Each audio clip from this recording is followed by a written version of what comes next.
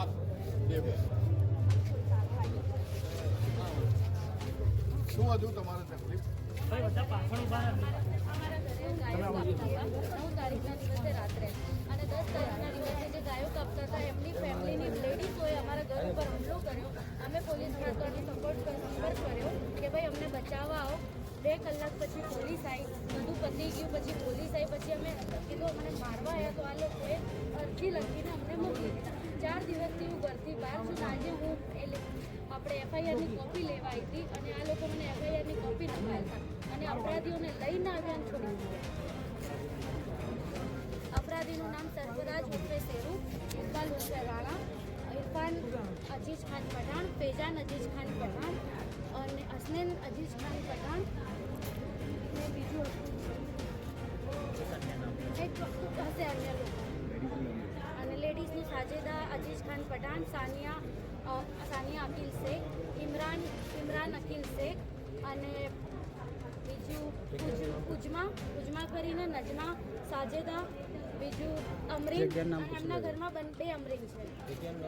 જગ્યાનું નામ પૂછો તમે. પરિવાર ફોરવર્ડ નિયર ખજૂરી મસ્જિદ કટવા અમદાવાદ.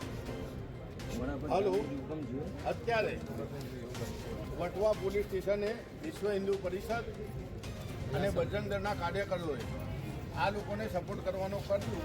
તે છતાં પણ પોલીસ સ્ટેશનના ઇન્ચાર્જશ્રી કોઈ પણ વાત કહેવા માગતા નથી.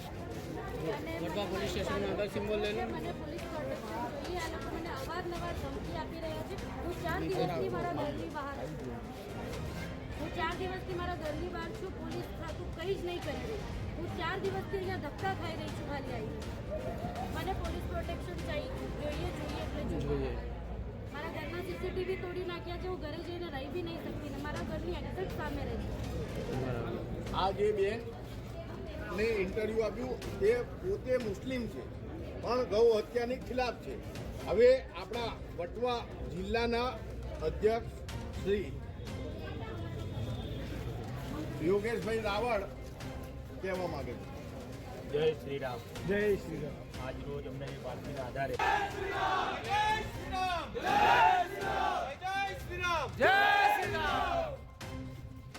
એટલે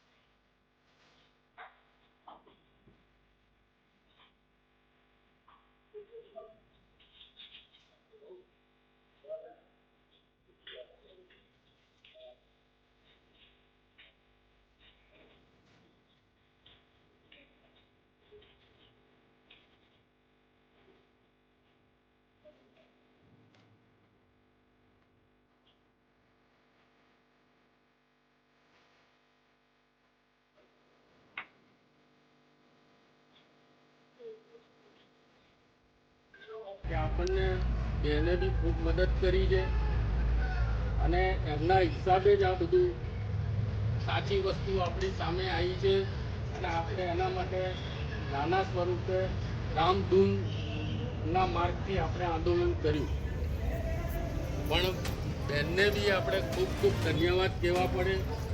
પણ બેનેના હિસાબે ભલે આપણે આંદોલન કર્યું પણ બેન એ મુખ્ય ભૂમિકામાં છે.